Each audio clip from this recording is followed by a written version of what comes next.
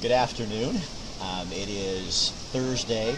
Eugene this is Mayor Lucy Venus, our mayor here in Eugene. You guys know that. She comes on once a month, and boy, Eugene is just bursting at the seams this week, aren't we? There is a lot going on. It's been a very exciting week, very gratifying week, I think, for the city. And we're excited about a lot of these economic developments. So. And the NCAA started yesterday. NCAA is starting, right? So it's really fun when you drive over the bridge and you see all the signs up and things going on and people in town. And I love it because my office is here at 5th Street Public Market, and I see so much diversity in town. And it's just, it's really fun. You kind of walk around and you're going, look at all these people and the runners. Oh my God, everybody in the world is running on the trails. And that's when Eugene, you really feel like we're coming alive because people are enjoying the things that we enjoy about our town. Right. Yeah, it really is exciting. I know people who didn't realize NCAA was happening have had a hard time finding places to stay when they've been coming into town. So there you go. It kind of okay. We have visitors. Okay, so Provisions Market Hall sponsors our show, you guys, and so we're down here. We're in a new place because these other folks took over our set, but they're a really good group of people. And so come around here, Meg. Did you want to switch microphones? I'm going to put you right here, and we'll hook you up. Hi, good morning. So go ahead and tell them who you are and who you're with. Hello, my name is Megan Richter. I'm here representing Positive Community Kitchen today. And they took over the market hall down here. There's a whole bunch of women down here who are really into this group. Tell us who is this group that you're with? Sure. So Positive Community Kitchen is a group of Eugene friends who came together to bring education about nutrition and wellness to the teenage community of Eugene. And so we teach teens about nutrition, and we teach them how to cook, which is great for moms all over. And the food that we make, we actually have adults deliver to friends in the community who are overcoming life-threatening illnesses. So you're teaching kids how to actually make a meal, how to create something. We are, yeah. That's so. Why is that so important, do you think? I understand why I think it's important, but why do you think that's important? I think it's important because, well, first of all, it builds confidence for our young people here in our community. But second, because those cooking skills are lifelong lessons that you're going to use forever. And as soon as you get them, you've got a superpower. Okay, Karen Mitchell wants to know, when and where do you meet? How do people get involved with you? Karen. So we actually use the Stellaria Incubator Kitchen over in the Hummingbird Wholesale Building. We cook on Mondays and Tuesdays. And then you can come to our garden. We actually now grow some of our produce. Seriously? Yeah. It's very new this year. So that's on Thursdays at the Northwest Youth Corps and on Saturdays in their garden space. So you guys just came up with this idea and put the program together? Oh, I wish we were those dreamers. No. Actually, we're based out of Sebastopol, California, through the Ceres Project. Okay. And Ceres created this idea, and Eugenians saw it and wanted to make it happen here. We know that there's a need, and we're here to fill it. Now, how can people get students involved in something like that? So if you've got a student that's interested in volunteering, we would love to see them because this is all about the teenagers. And actually, kiddos can come to the garden, by the way. It's not just teenagers. But all they need to do is email us. You can email info@positivecommunitykitchen.org. And is this any kids, or is this really a targeted group of children? Oh, all kids. All kids? All kids. Yeah, so you're not only teaching them how to grow food, but eat it, how to cook it, how to deal with it? Oh, yeah. We want them to have a full farm-to-table experience. So what is that growing? What did that seed start like? And how does it taste in a cake? You mean eggs? Eggs don't come in a carton? They don't. They actually started somewhere else. And honey starts somewhere else, too. So you can come learn all those things with us. Well, I just saw Glory B just retweeted. Yeah, they must be involved because they just retweeted the show to their viewers. Yes, they are. They're dear friends. So and Eugene Foodies, I know you're on here because I saw you retweeted as well. So thank you. Somebody said on here, food for teenagers and understanding it is so important. Why is that? Oh, it's so important. It's so important because it sets you up for success in so many facets of your life. If you're going to school hungry, I'm sorry, but school's going to be a little bit more difficult. And if you know how to fix it, your food yourselves, and you share that with your community, you share that love with somebody else, it's so powerful. So how many people in your group? Do you know? Oh, yeah. Well, let's see. We've got about 80 teen volunteers in the community, and they come from all different schools, and a lot of them are homeschooled actually too. And then we've got a group of about 25 really solid, dedicated adults that are there as mentors through this whole process. All right, so again, how can people get involved? Again, give them your information. Probably your best start is checking out our website. It is www.positivecommunitykitchen.org. Can one of you guys put that on there? www.positivecommunitykitchens.org. Sure. Stick that in the comment section for us so that people can get in touch with them. All right, thank you. I'm so glad you guys were here. Yeah, very nice meeting you. Sorry to steal your space today. Come use one of ours anytime. Okay, yeah, we'd love to come show your program. Oh, yeah. You and I should talk. You betcha. I've got people that'll sponsor Toodaloo. that. Thank you guys for Thanks, being here. Meg. That was kind of fun little surprise, huh? That's and great. you've known That's about great. this for a long I've time. known about this, and I think she didn't talk about it so much, but the beneficiaries of this cooking are people who are struggling, many of them going through cancer treatments. Oh. And the food that these young people are preparing is delivered to families, and it's people who are not feeling well are not cooking, and if it's the mother or the person who usually prepares meals, it means that the rest of the family is sort of That's awesome. grappling with that. So this is a way of providing very, very healthy food, and they do interesting recipes because they do gluten-free recipes. I mean, there are a lot of different things that the students learn. What a great community service too. Right. You know what I mean? Because Right. I never heard of this. I mean, that's what I love about this. Right. It's just like stuff off the wall that Yeah, it's great. we get It's a great going on in our program. town, and we didn't even know it's Great happening. program. Okay, Yeah. so Lucy, Mayor Lucy Bettis. I have to be formal here. So headlines in the paper today. Let's talk about that. So the headline today was really about our hope that the state legislature will be able to come up with $100 million in bonds to support the university's construction of the night campus for accelerating scientific impact. And for those of you who are not tracking this issue, the University of Oregon has a $500 million grant from the Phil and Penny Knight Foundation to help jumpstart the construction of this campus that is not just for scientific research. It is to take scientific research and accelerate its impact in our society in terms of solving very specific problems. So it is, a complement to what the city of Eugene has done in terms of kind of creating accelerators and encouraging entrepreneurs who have creative ideas to get started and build those products and get them out to market. And this scientific center is really designed for applied scientific research to become products or become tools that benefit the rest of the community. The University of Oregon will double that $500 million grant with another $500 million. So they're talking about a $1 billion investment in economic development in the city of Eugene. And we're asking the legislature to step up. I know they've got a tight budget, but I see it as an investment in infrastructure. And it's a one-time investment because once this campus is working, it's filled with businesses. Those businesses then pay for it. They're making money and they're hiring people. I mean, this is not supporting a nonprofit institution or not supporting an educational institution that's going to need repeated support. It's a one-time only grant. Where would that be? Where would the campus? The campus will be near the riverfront research area. Will be in that area.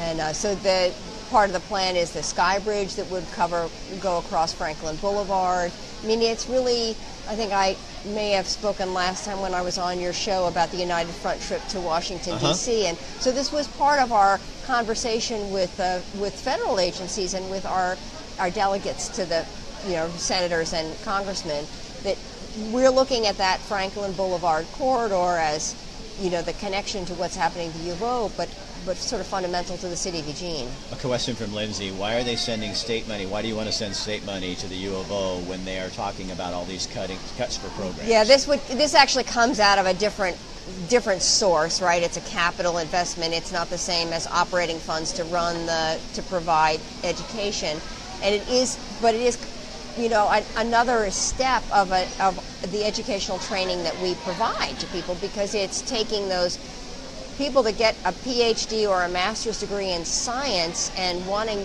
then to do something with that economically. They don't all become professors. Some of them become business people, and this is a way in which they do that. So we consider it sort of the next step, the next generation of leaders in our community come out of this.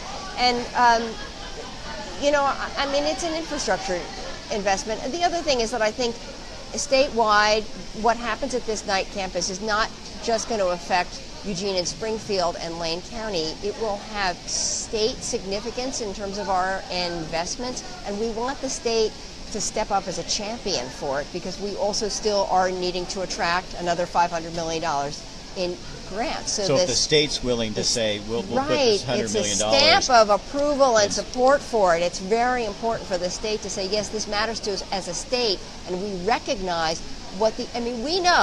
we know, looking at the state budget now, that we have a revenue problem.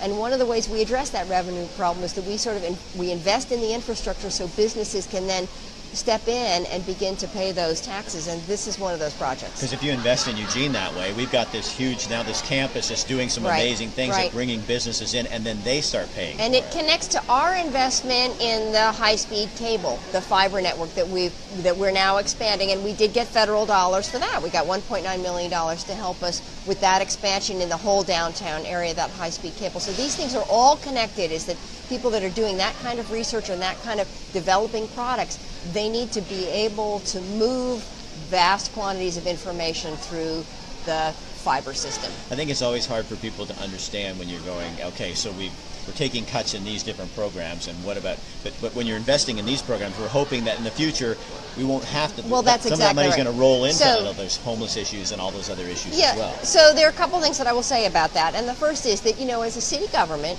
we do more than one thing at a time. Right.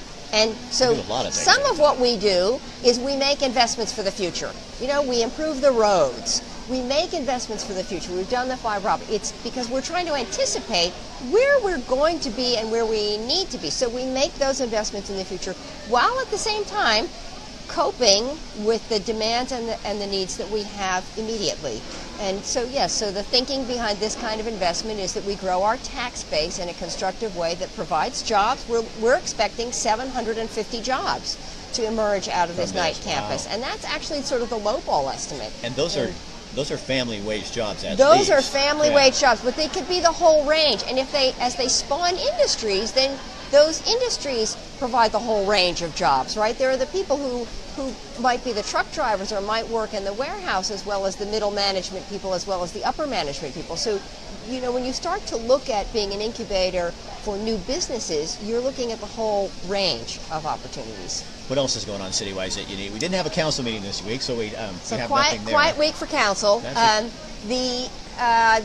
The other big piece was in the news yesterday, I think, which is that the State Department of Environmental Quality has said that the cleanup at the old e-website is clean enough, and that we can proceed with development. So that just removes one more hurdle in terms of the city actually being able to kind of break ground on that project and dial it in with the developer.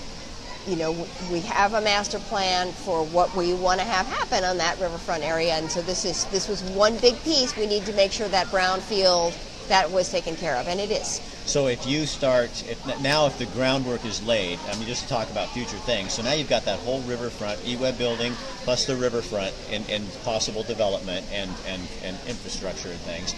Then right next to it would be this new campus for that, and then you've got downtown here, Fifth Street is working on its plan for this other section over here next to it, a huge development of affordable and higher-end housing, plus shops and grocery store and all that. Eugene is planning, and things are happening. We're expecting to be bigger. And we're planning for that. And so the other connector will be that 8th Avenue corridor that really connects, downtown, kind of Park Blocks area and extends across past the courthouse, past the Northwest Community Credit Union, to the new e-web development. So all of that's in motion, and it's actually, we're going to see it. We're going to see those changes happen quickly. Are you surprised, being new to this part of government, because you were working for shelter care before and you understand process and that. But are you surprised with how many things are going on at one time? Yeah, it's actually fairly dizzying for me. And I, when I campaigned that I would on this promise that I would create a dashboard. And I did. It's really a spreadsheet. It's not a dashboard because there's just way too much information to put on a dashboard, and it didn't lend itself to graphics. But my assistant and I yesterday went through the dashboard to, and there are 50 things on it. I mean, and most of them are in motion. There's something happening. So we have a big city, and we're working on a lot of different levels at once. So yeah, it is. There are days when my head is spinning. So you had some fun though, because we have a sister city in South Korea, right? And is the delegation here now? The delegation is here now. So this was really delightful. The deputy mayor of our sister city, Jeonju, South Korea, they're here just for really 2 days. They arrived yesterday afternoon, and the Chamber of Commerce hosted a kind of informal and very fun barbecue. The deputy mayor came with a translator, and then his sort of the communications director for the city, and so this sister city program.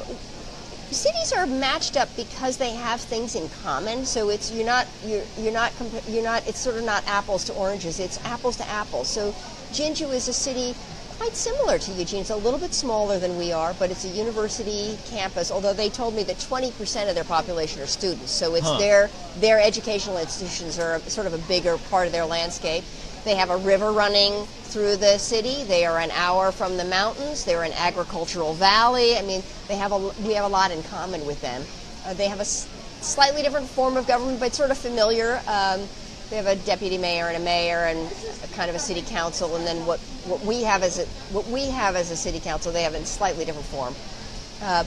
But so they're here to understand more. We have a student exchange that goes back and forth. So there were a couple of students that were at the dinner last night who are about to go to Jeonju for the summer. They're leaving in July to go to Jeonju, and we exchanged gifts. It's really just delightful. They came to my office this morning, and we had a little more substantive conversation. And one of the interesting things about them is there's a old battle story about an invasion, and the army in Jeonju was divided between people inside the fort and outside the fort, and they communicated to each other by floating candles with messages down the river. Yeah, I've seen this. So they have an annual festival in October, which is this lantern festival, and so they brought a lantern, which I now have in my office at City Hall, and they would love when we host the 2021 track and field to have one of their gigantic life-size lanterns as part of the display. Cool. So